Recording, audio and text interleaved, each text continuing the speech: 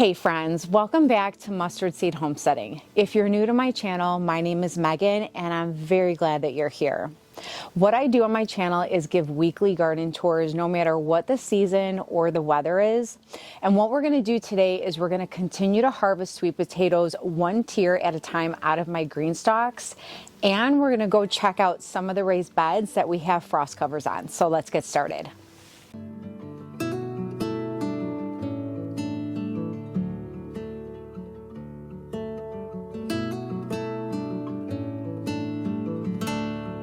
All right, friends, well, our weather has just been really wacky and rainy, and so I'm gonna try to harvest anything that's in this last tier of our first green stalk, and then we have one more green stalk to harvest as I continue to do garden tours.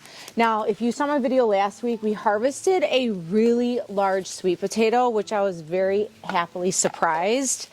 But just to kind of give those that may be new here, I planted these sweet potato slips extremely late over the summer. And so anything I get from these, I'm very happy and pleased to get because I wasn't really expecting anything because I had planted them so late. So let's go ahead and see what we got.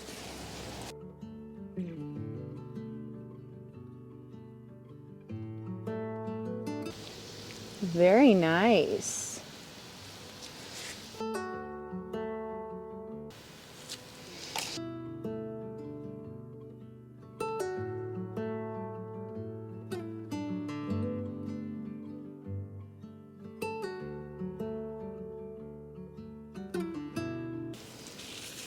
Look at that, you guys.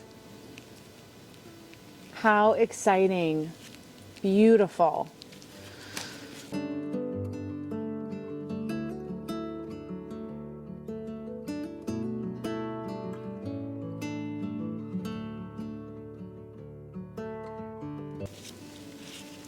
Little potato fingers.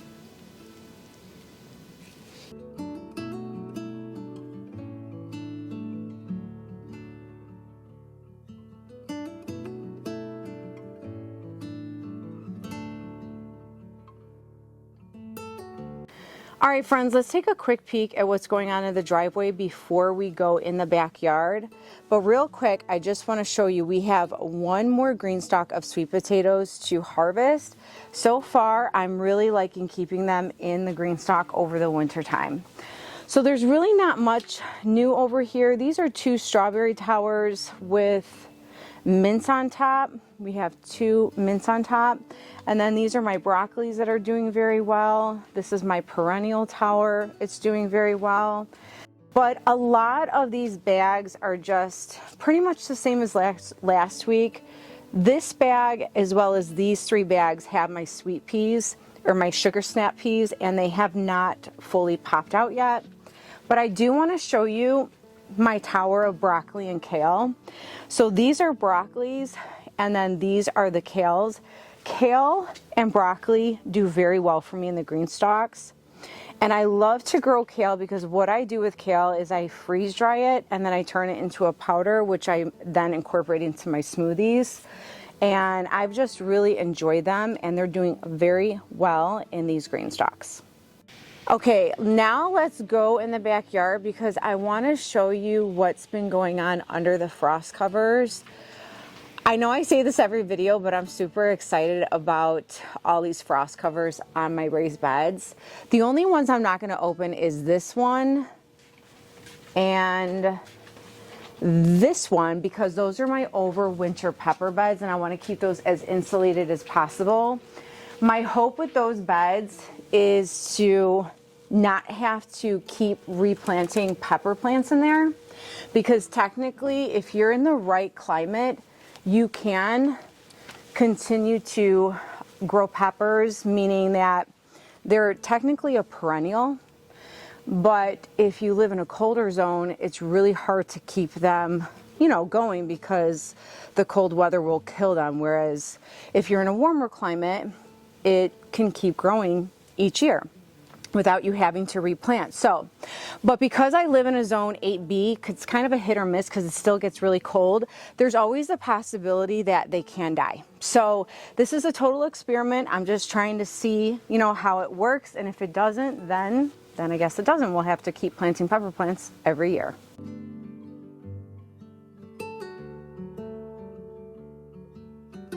All right, friends, so we're gonna start with these 2 beds. Now, I just recently did a vlog in planting these beds with you all and putting the frost covers on. So nothing has really changed if you watch that vlog. These are very new plants. A lot of these are pretty much broccoli and Swiss chard. But so far, I've been really liking these frost covers over the beds. They've been working very well. Now, one thing I have noticed, and I'll show you in the other bed, are slugs and like little gnats. So I'm gonna have to keep an eye on that. And then in the middle of these beds with the trellis are my sugar snap peas. I have 4 different varieties. So one here, one over here, one here, and one here. And so far, they're all setting blossoms, but I have noticed, like, for instance, you can see this one doesn't look like there's much. It was doing very well in the warmer weather. And then these were doing pretty good in the cooler weather. So I'm trying out different varieties to see how well they do with weather. But so you can see there's quite a bit of blossoms everywhere. So I'm just waiting for some more snap peas. But once they start blooming, they're going to start blooming everywhere. This one's doing very well too. These are, let me see if I can get the names, because I just covered the beds, which means I probably, Oregon Sugar. So these are Oregon Sugar. And then I want to say these are, where's the tag? I might have covered it.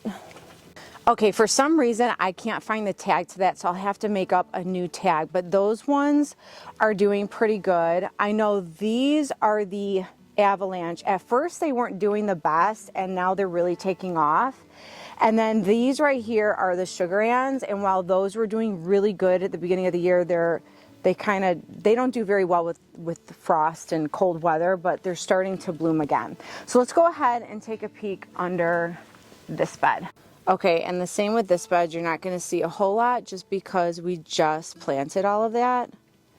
So, but I'm really looking forward to growing under here. Everything looks really good so far. So let's go take a peek at the other beds. All right, you guys, this is what I'm most excited about. This bed has been growing beautifully. Now, I haven't seen too many slugs in this bed, but I have been noticing them in other beds, which is normal.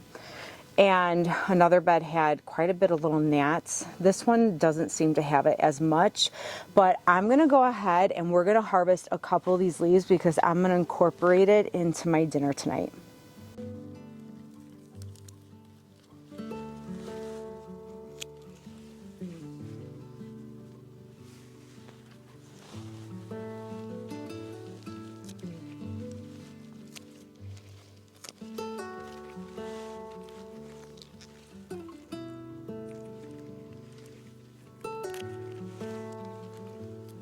Now I want to quickly show you, you can see that there are, let's get a close up, these little fungi, these little slugs. So I'm going to have to address that if it gets out of hand, but so far it's not like they're taking over the whole bed.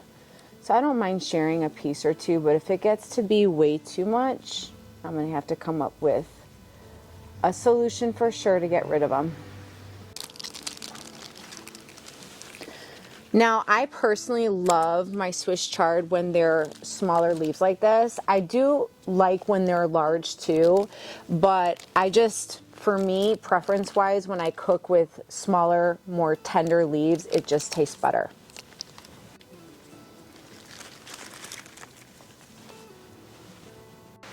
The other thing I want to quickly show you are these carrots on the side. I had planted these back in the fall.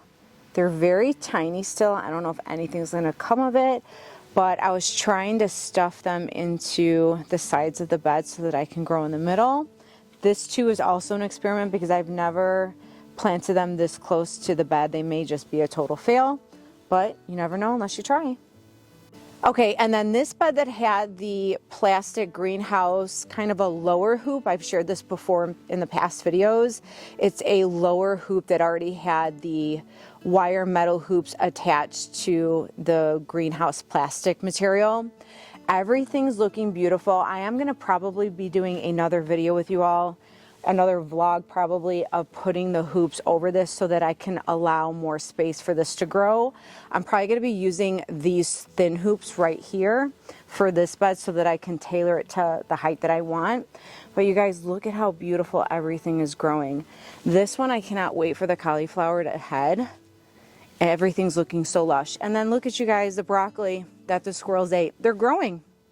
I don't think I need to switch these out at all. Look at how beautiful they're growing. And you know what? I'm looking at this one and it looks like, I don't know, maybe a head will come. Even if a head of broccoli doesn't come, I do want to mention to you guys, obviously we grow broccoli for the heads, but you guys, the leaves are just as delicious. You can saute this with whatever seasoning you want and add it to your choice of meat, and it is just as delicious. You could even just take this leaf off, clean it, and put it on a sandwich in place of lettuce, because the leaves are just as good and healthy as the broccoli head. So let's go ahead and take a look at this one over here. Okay, so here is this bed, and so far so good. I'm noticing a lot more growth just from the last tour, and they're shooting up a whole lot more. I still need to get in here and plant some of these that are not growing that the squirrels attacked. It's just life gets busy. I know every week you're probably like, oh, you say you're gonna plant them, but you haven't. But yeah, I mean, life gets really busy. But I think so far I may leave this one and this one, like I said last week, and I'll probably for sure switch this one out. So far so good though, you guys. I'm really pleased. Like I said, these frost covers have been super helpful. I do want to quickly show you these lettuce heads. I could technically harvest from these, but I'm waiting for them to get larger. I don't know what happened to this bag. This one just didn't grow.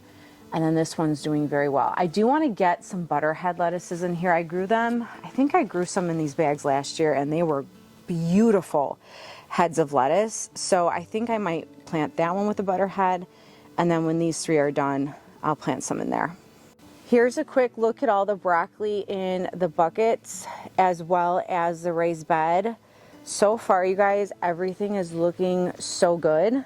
I planted 444 cloves of garlic in this bed, in those buckets, and then 4 of the green stalks on the driveway, and then the rolling wood bed next to the metal carts in the pathway by my driveway. But let's go ahead and take a peek. We'll take a peek at this bed. Well, it looks like the Rapini Rob broccoli is doing really, really well.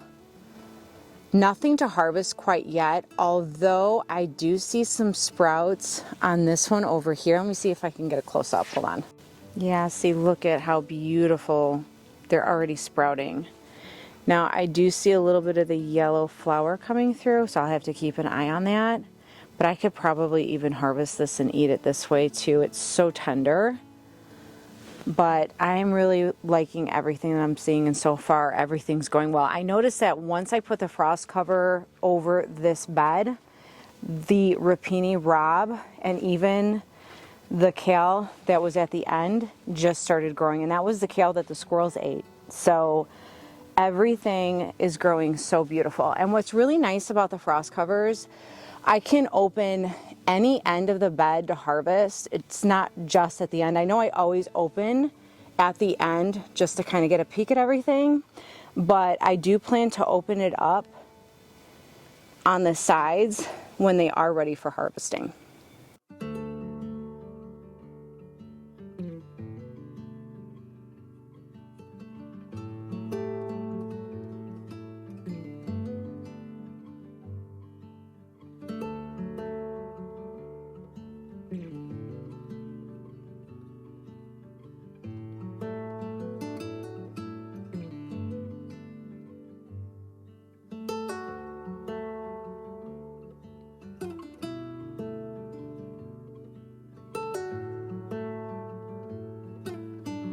I also want to give you a quick view of the Brussels sprout bed. So far, everything is looking beautiful. Now, there's clearly some bug damage, but as long as it grows from the middle, I mean, that's to be expected, so it doesn't bother me. And then my onions on the outside are doing well too, so I'm very, very pleased. And then just a quick update on the bag. Nothing has really changed. I'm gonna continue to show you how the cauliflower is doing back here. Again, thankfully, no squirrel damage, but it actually looks like it's grown a little bit, but that's because we've been having, like I said, some on and off warm and cold weather. But everything is beautiful so far. So hopefully this owl is helping me out. I don't know. But they're not eating it, so that's a bonus.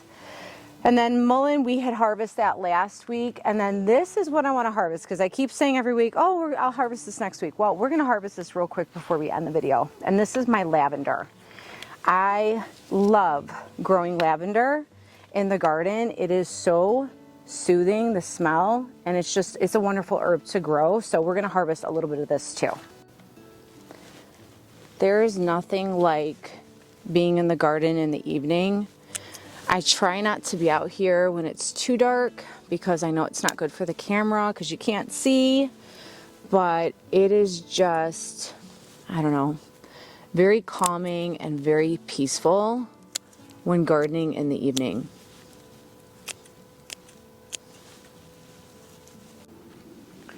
So I'm curious what you all are growing in your garden this winter. I know everyone has different climates, everyone is growing things very differently. I'd be really curious to know how things are going for you in your garden.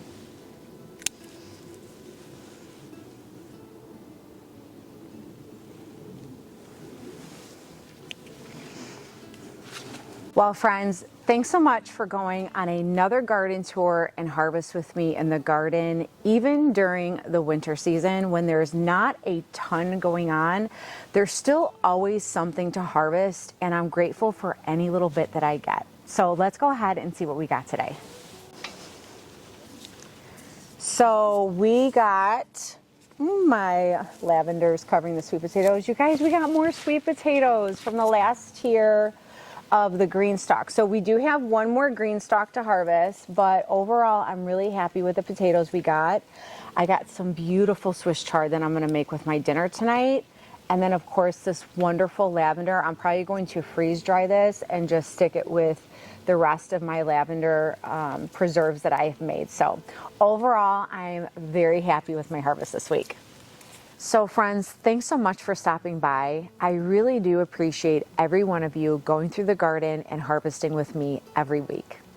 And always remember, friends, be encouraged, and always stay inspired. And I'll see y'all next time. Bye.